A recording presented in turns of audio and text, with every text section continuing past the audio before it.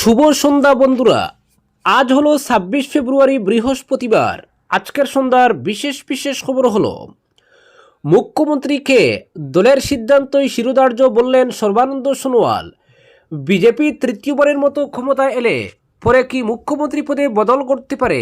হিমন্ত বিশ্ব শর্মাকে কেন্দ্রীয় মন্ত্রিসভায় নিয়ে ফের কি সর্বানন্দ সোনোয়ালকে মুখ্যমন্ত্রী পদে বসানো হতে পারে? রাজ্য রাজনীতি এ নিয়ে জোর কানাঘুষো চলছে। এ ব্যাপারে নিজের অবস্থান স্পষ্ট করলেন প্রাক্তন মুখ্যমন্ত্রী, বর্তমান কেন্দ্রীয় মন্ত্রী সর্বানন্দ সোনোয়াল। এক সাক্ষাৎকারে সরাসরি এ ব্যাপারে তাকে প্রশ্ন করা হলেও সোনোয়াল সরাসরি জবাব না দিয়ে বরং জল্পনা কল্পনা খোলা রেখে দিয়েছেন। সর্বানন্দ সোনোয়াল বলেছেন, তিনি নিজেকে বিজেপির একজন একনিষ্ঠ সৈনিক হিসেবে মনে করেন। দল তাকে যখন যে দায়িত্ব দিয়েছে তিনি সেটাই মাথা পেতে নিয়েছেন। বিজেপির আদর্শই হলো রাষ্ট্র আগে, তারপর দল এবং সব শেষে ব্যক্তি। একথা স্মরণ করিয়ে দিয়ে সর্বানন্দ সোনোয়াল বলেন, দলের সিদ্ধান্ত তার কাছে শিরোধার্য। ব্যক্তিগতভাবে চাওয়া পাওয়ার কোনো স্থান নেই বিজেপিতে, এবং অতি অবশ্যই তার নিজের কাছেও। জাতীয়তাবাদী দল অগপ থেকে আসা সর্বানন্দ সোনোয়ালকে মুখ্যমন্ত্রী হিসেবে তুলে ধরেই 2016 সালের নির্বাচনে অভাবনীয় সাফল্য পায় বিজেপি। আসামে প্রথম বিজেপি সরকার ক্ষমতায় আসে সোনোয়ালের নেতৃত্বে, কিন্তু এই জয়ে সর্বানন্দ থেকে মুখ্যমন্ত্রী হিমন্ত বিশ্ব শর্মার কৃতিত্ব কোনো অংশে কম ছিল না। সর্বানন্দ যদি বিজেপির মুখ হন, সদ্য কংগ্রেস থেকে আসা হিমন্ত বিশ্ব ছিলেন মূল স্ট্র্যাটেজিস্ট।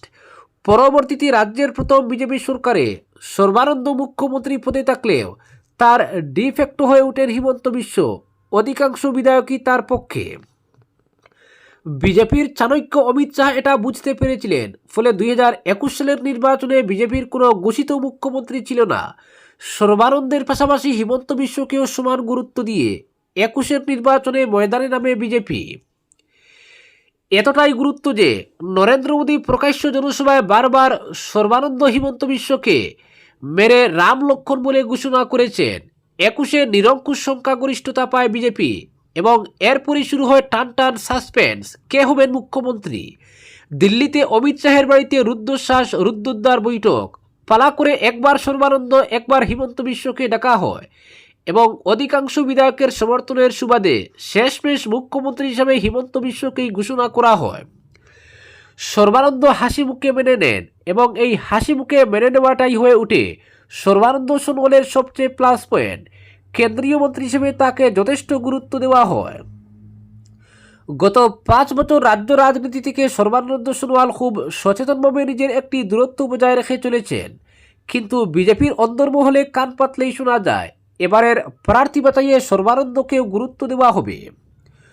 অবশ্য এখনো পর্যন্ত এই ফিসফাসের পক্ষে পুক্ত কোনো প্রমাণ পাওয়া যায়নি, বরং ভূপেন বোরা পূর্বে সংগঠনে হিমন্ত বিশ্ব শর্মার প্রভাব এখন কতটা নিরঙ্কুশ সেটাই আরও একবার প্রমাণ হয়েছে। শুধু তাই নয়, এই কিছুদিন আগে ডিব্রুগড়ে সর্বানন্দকে পাশে রেখেই অমিত শাহ ঘোষণা করেন, এবারের নির্বাচন হিমন্ত বিশ্ব শর্মার নেতৃত্বেই হবে। 21-এ কিন্তু এভাবে শেষ সময়কার মুখ্যমন্ত্রী সর্বানন্দ সোনোয়ালের নাম এত স্পষ্ট করে আনেননি মোদি বা শাহ। কিন্তু তারপরও জল্পনায় জল পড়েনি, বরং ঘি পড়ছে। জল্পনা, হিমন্ত বিশ্বকে দিল্লিতে নিয়ে সর্বানন্দকে ফের মুখ্যমন্ত্রী পদে বসানো হতে পারে। এর জবাবে সর্বানন্দ যা বললেন তাতে জল্পনায় পুরোপুরি জল ঢালা হলো এমনটা মোটেও বলা যায় না, বরং স্বভাবসুলভ ভঙ্গিতে যেন জল্পনা খানিকটা উস্কেই দিলেন সর্বানন্দ, যাকে একসময় নরেন্দ্র মোদী বলতেন আসাম কা আনন্দ সর্বানন্দ। অপরদিকে বিধানসভা নির্বাচন ঘনিয়ে আসতেই প্রার্থী বাছাই ও আসন সমীকরণ নিয়ে আক্রমণাত্মক সুর শাসক শিবিরে। মুখ্যমন্ত্রী আত্মনির্ভর আসাম অভিযান কর্মসূচির ফাঁকে সাংবাদিকদের মুখোমুখি হয়ে হিমন্ত বিশ্ব শর্মা জানান, এবার প্রায় 40 জন নতুন মুখকে প্রার্থী করবে বিজেপি। তার দাবি 126 আসনের মধ্যে 103টি আসনে শক্ত অবস্থানে রয়েছেন তারা। সঙ্গে বলেন, জোট সংক্রান্ত আলোচনা চলছে প্রায় প্রতিদিন। আসাম গণপরিষদের সঙ্গে এর মধ্যে একাধিক বৈঠক হয়েছে। 28 তারিখের মধ্যে আলোচনা হবে বিপিএফ এর সঙ্গেও। শীঘ্রই আসন সমঝোতার কথা প্রকাশ্যে আসবে। আসন বন্টন নিয়ে মুখ্যমন্ত্রী আরও জানান, অগপর সঙ্গে আলোচনা চলছে, রাবা জয়েন্ট ফোরামের সঙ্গেও কথাবার্তা প্রায় চূড়ান্ত পর্যায়ে, আর 28 ফেব্রুয়ারির আগে বৈঠক হতে পারে বিপিএফ এর সঙ্গে। ভোটের দিন ঘোষণা প্রসঙ্গে মুখ্যমন্ত্রী জানান, বহাগ বিহুর আগে রাজ্যে ভোট করানোর জন্য নির্বাচন কমিশনের কাছে অনুরোধ জানিয়েছে আসাম সরকার।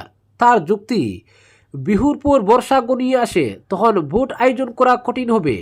পাশাপাশি বিহু উৎসব ও নির্বাচনী প্রচারে একসঙ্গে পুলিশ মোতায়েন করাও প্রশাসনিক দিক থেকে চ্যালেঞ্জের। যদিও নির্বাচনের দিন ঘোষণা করার অধিকার তার নেই বলেও স্পষ্ট করেন তিনি। এদিকে আসন্ন আশীর্বাদ যাত্রা নিয়ে কথা বলতে গিয়ে মুখ্যমন্ত্রী শুনান, বিজেপি কর্মীদের মধ্যে নির্বাচনের মেজাজ আনতে গিয়েই মূলত এই অভিযান। তিনি বলেন, আমি এই যাত্রায় অংশ নেব মুখ্যমন্ত্রী হিসাবে নয়, দলীয় কর্মী হিসাবে। 5 বছর কাজ করেছে আমার সরকার, অনেক প্রতিশ্রুতি হয়তো রাখতে পারেনি বা কিছু ভুলভ্রান্তি হয়েছে, এর জন্য রাজ্যের মানুষের কাছে ক্ষমা চাইব। আরও কি ভালো করতে পারি সবার কাছ থেকে পরামর্শ নেব। আমাদের তো একটা সংস্কার রয়েছে, ভালো কোনো কাজে যাওয়ার আগে সবার আশীর্বাদ নেওয়া। তাই ভোট যুদ্ধে নেওয়ার আগে মানুষের আশীর্বাদ চাইতে হবে এই আশীর্বাদ যাত্রা। অপরদিকে সোনাবাড়িঘাট ধান ক্রয় কেন্দ্রে হয়রানির শিকার কৃষকরা। আসাম খাদ্য ও অসামরিক যোগান নিগমের অধীন সোনাবাড়িঘাট ধান ক্রয় কেন্দ্রে দীর্ঘদিন ধরে হয়রানির শিকার হচ্ছেন কাছাড় জেলার কৃষকরা। 4000 স্কোয়ার ফুটের গোডাউনটি প্রায় ভর্তি হয়ে যাওয়ায় কৃষকদের কাছ থেকে ধান ক্রয় করতে চাইছেন না গোডাউন আধিকারিকরা। ফলস্বরূপ নানা অসুবিধায় পড়তে হচ্ছে কৃষকদের। এদিকে ধান ক্রয় কেন্দ্রের আধিকারিকদের মতে মিলিংয়ের জন্য ধান পাঠানো সম্ভব না হওয়ায় এই সমস্যা দেখা দিয়েছে। বুধবার ওই ধান ক্রয় কেন্দ্রে ধান নিয়ে আসা খাবুগঞ্জের সাগর সিনহা বলেন, 1 মাস আগে তিনি কেন্দ্রে এসে ধান বিক্রয়ের আবেদন করেন, কিন্তু 1 মাস পর তাকে ডাকা হয়। এর মধ্যে ইঁদুর তার প্রচুর ধানের ক্ষতি করেছে। সুনাই স্বাধীন বাজারের রাজীব উদ্দিন চৌধুরী বলেন, 1 মাস আগে তিনি ধান বিক্রির আবেদন করেন, কিন্তু 1 মাস পর তাকে ধান নিয়ে আসার জন্য বলা হয়। এভাবে অন্যান্য কৃষকরা বলেন, তারা ধান বিক্রয়ের আবেদন করলেও তাদের কিছুই বলছেন না আধিকারিকরা। বাড়িতে ধান রেখে নানা অসুবিধার সম্মুখীন হচ্ছেন। বৃষ্টি নামলে তাদের ক্ষয়ক্ষতির পরিমাণ আরও বাড়বে বলে অভিযোগ তুলেন কৃষকরা। এদিকে সোনাবাড়িঘাট ধান ক্রয় কেন্দ্রের ইনচার্জ অমরজিৎ লাংতাসা বলেন, ধান বিক্রয়ের জন্য পুরো কাছাড় জেলা থেকে এখানে আসছেন কৃষকরা। 4000 স্কোয়ার ফুটের গোডাউনটি এখন প্রায় ভর্তি। এখন পর্যন্ত 300 কৃষক ধান বিক্রয়ের জন্য আবেদন করলেও 80 জন কৃষকের ধান ক্রয় করা সম্ভব হয়েছে। আগামী 2-1 দিনের ভিতরে গোডাউন ফুল হয়ে গেলে কেন্দ্রটি বন্ধ করে দিতে হবে। তিনি বলেন, মিলিংয়ের জন্য ধান পাঠানো সম্ভব না হওয়ায় এই সমস্যা দেখা দিয়েছে। অতি সত্বর মিলিংয়ের জন্য ধান পাঠানোর ব্যবস্থা করতে তিনি এফসিআই, কৃষি বিভাগ ও মিল কর্তৃপক্ষের উপর চাপ সৃষ্টি করে চলেছেন। তিনি বলেন, গুয়াহাটি কর্তৃপক্ষের নির্দেশ মতে 20,000 কুইন্টাল ধান রাখার পরিকল্পনা রয়েছে তাদের। নিয়মিত মিলিংয়ের ব্যবস্থা থাকলে ধান ক্রয় করতে অসুবিধা হতো না। আগামী 1 সপ্তাহের ভিতরে মিলিংয়ের জন্য ধান পাঠানোর সম্ভাবনা রয়েছে। অপরদিকে হাইলাকান্দির পূর্ত বিভাগে আর্থিক দুর্নীতির অভিযোগ রাইজোর দলের। বন্যা ও ভূমিধস পরবর্তী সংস্কারের নামে হাইলাকান্দি জেলা পূর্ত বিভাগে ব্যাপক আর্থিক দুর্নীতির অভিযোগ তুলেছে রাইজোর দল। সংস্কার কাজের নামে কোটি কোটি টাকার সরকারি তহবিল নয়ছয় করার যে অভিযোগ উঠেছে, তাকে কেন্দ্র করে বর্তমানে জেলা জুড়ে তীব্র চাঞ্চল্যের সৃষ্টি হয়েছে।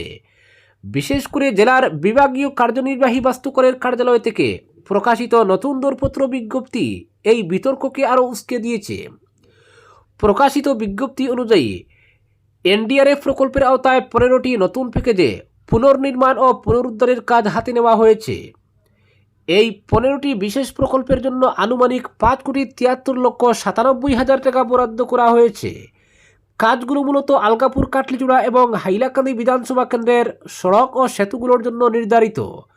তবে এই উন্নয়নমূলক কর্মযজ্ঞের নেপথ্যে গভীর ষড়যন্ত্র দেখছে রাইজোর দল। দলের নেতা জহির উদ্দিন লস্কর সরাসরি অভিযোগ করেছেন, সম্পূর্ণ ব্যবহারযোগ্য ও ভালো মানের রাস্তাগুলোকে কাগজে কলমে বন্যায় ক্ষতিগ্রস্ত হিসেবে দেখিয়ে এই পুনর্নির্মাণ প্রকল্পগুলো তালিকায় অন্তর্ভুক্ত করা হয়েছে। তার দাবি, বাস্তবে এসব রাস্তায় কাজের কোনো প্রয়োজনীয়তা নেই। স্রেফ সরকারি অর্থ আত্মসাতের উদ্দেশ্যে জনস্বার্থ বিরোধী এই সুপরিকল্পিত চক্রান্ত চালানো হচ্ছে বলে তিনি অভিযোগ করেছেন।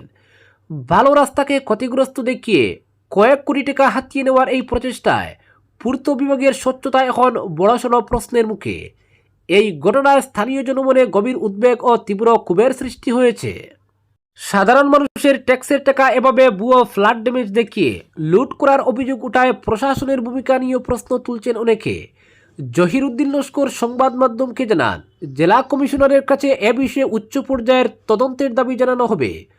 প্রয়োজনে এই কোটি কোটি টাকার দুর্নীতির বিরুদ্ধে আদালতের দ্বারস্থ হওয়ার হুঁশিয়ারি দিয়েছেন তিনি। প্রশাসনের পরবর্তী পদক্ষেপ কী হবে বা পূর্ত বিভাগ আদৌ ওয়ার্ক অর্ডার দেবে কিনা তা এখন এই বিতর্কিত প্রকল্পের ভবিষ্যৎ নির্ধারণ করবে। আজকের বিশেষ সংবাদ এখানেই সমাপ্ত।